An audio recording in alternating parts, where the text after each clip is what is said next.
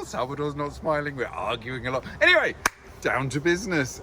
If you want to be a princess and get married in Catalonia, and you want to get married in a castle, this is the most castle-y castle that I think I have seen where you can do weddings in Catalonia. It's what, 40 minutes away from Barcelona, on the other side of the city from the airport. So we keep your guests in Barcelona city, in that fun city with all the action there, and bring your guests out for 40 minutes.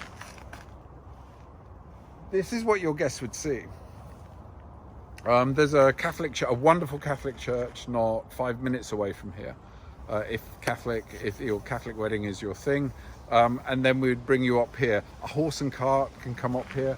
We can have torches lit in all the torch holders, candles all the way through. Your guests are dropped off at the gate. It's 15 meters that way, and then we bring you into the castle. Now I'm going to stop talking for a moment, and Salvador will just show you the details of the castle.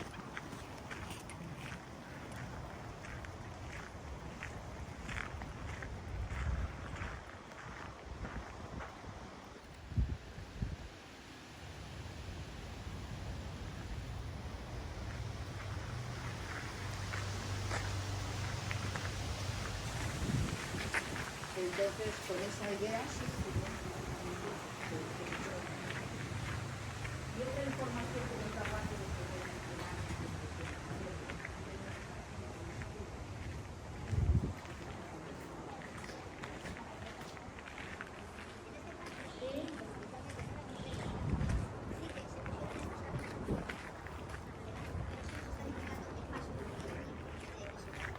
Now, isn't it a castle-y castle? That's the best way I can describe it. Sorry, my vocabulary has been defeated this morning. We're out of season. It's November.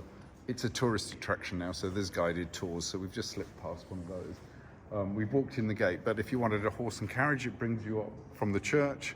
You ride up here. Vivos los novios. People will be shouting at you in the carriage, and then it drops you off out here, and you have all your guests outside welcoming you. Normally, this is where the ceremony would be, and this is where the appetizer would be, in this courtyard. Again, we might change that up. It depends on the size of your wedding, really, on what you would do where. And the banquet would be inside a room up there, which we're just about to show you. All these torch guards, these torch holders, can have lit torches in. It turns it into a proper feeling castle. This castle featured in Game of Thrones. This, as I said before, this would be the ceremony space and the appetizer space ordinarily. But because if you've got a smaller wedding, we would put the appetizer up here, up there, and into this room, and the banquet down here. And there's another ceremony space, which could be the disco space. We'll go upstairs now so we miss out on this guided tour. I've put a red carpet or a carpet on these stairs. Just lift that and make it feel royal and regal and princessy.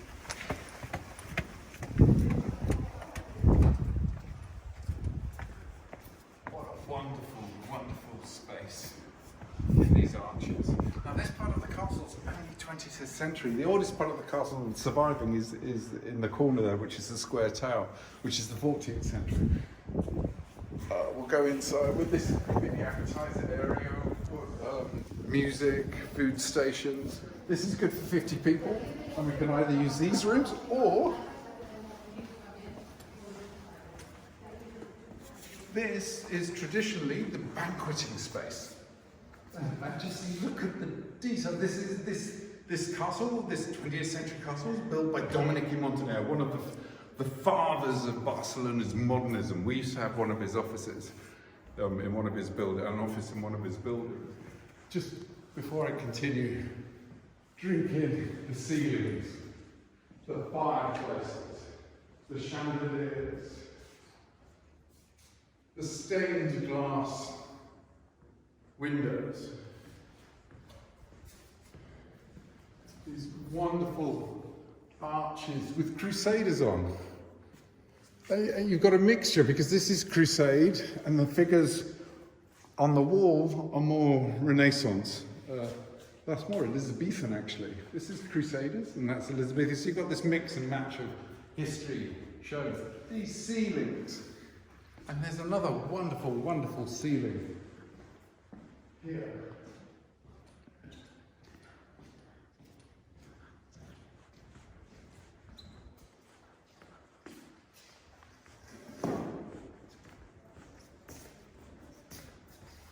This space is what, good for 150 people banqueting? Yeah, So, perfect, yeah. you know, you can go up there. But if you, for a smaller wedding, I would be using that terrace outside and this space for the appetizer. So it's inside, outside. Because this is so rich in history, especially for Americans that absolutely love it. We can organise guided tours as well during the appetizer, 10 at a time or something like that, for those that are interested in history. This room is a chill out room. We can remove this furniture. We can use it for something. But it's good for baby rest or older people rest. And what a place to chill out in. As I said, we can remove the furniture if we want the space for something, can do something. A first dance. We can dance outside until 12 here. So everything goes inside. So it's possible to do first dances outside. Now this is the back end of the terrace. This is where the caterer normally works, yes? Yes.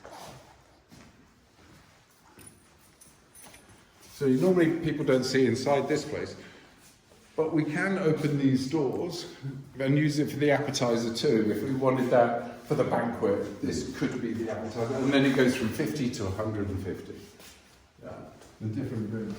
But that requires a little negotiation with the caterer. But as they're working for you, we'd find a way around that. Again, stained glass windows, these gorgeous ceilings. Remember the terrace, looking down into the courtyard?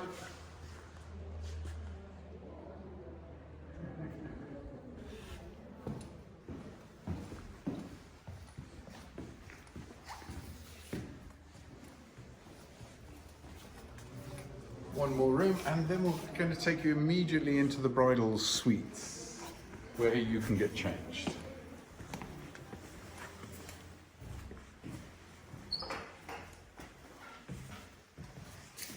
For a photo shoot, absolutely amazing. For makeup, the light isn't fantastic. For a photo shoot, wow. Problem is, you can get changed in here. Your mother can be in here, but your girlfriends, the bridesmaids, they won't let they exclude them. Yes, so it's only you, a very small party, allowed to get changed in here. And this is for the bride. And this one over here could be for the groom. Now these doors shut, and you have two entrances, two separate entrances. So never the twain shall meet. You don't have to see each other on the day, and you can keep it traditional. But if you didn't get ready in here, the photo shoots, no standing in your gown together with these fireplaces in the back. Well, this is a tapestry. And the noise in here is really good because this is a curtain tapestry. I don't have to show anything more upstairs. We can go outside. They've disappeared. They're disappearing. The tour, and they're probably going to come up here, aren't they? Okay, but that's good because we can just go outside, cut it, and then pick it up for the dance floor. We'll go outside though, just so I cut it, yeah? Cut it in a minute, in a moment.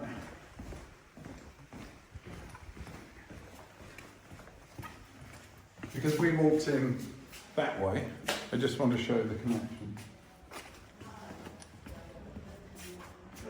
Garland lighting, torches.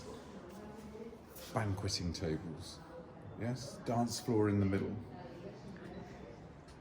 yeah, and then we're going to cut because we're going to go underneath here, just down there, and we'll show you where the dance floor is.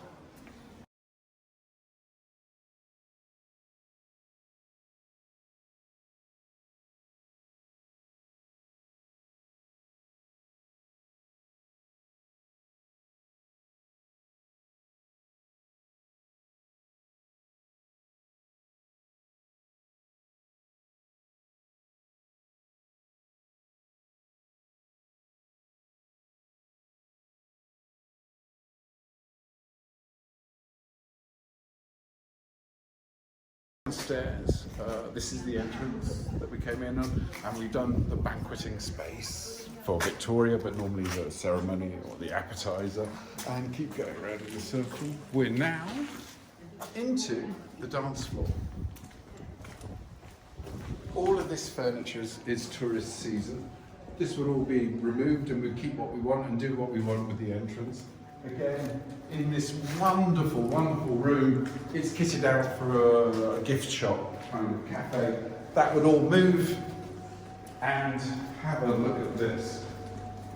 This is your dance floor, or it could be a ceremony space, or it's very versatile. The best acoustics are down at the end, which is where the DJ is.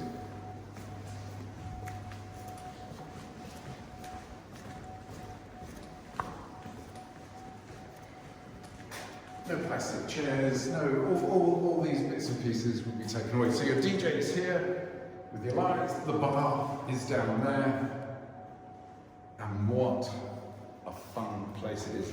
Now we're going to go to the church and pick that up.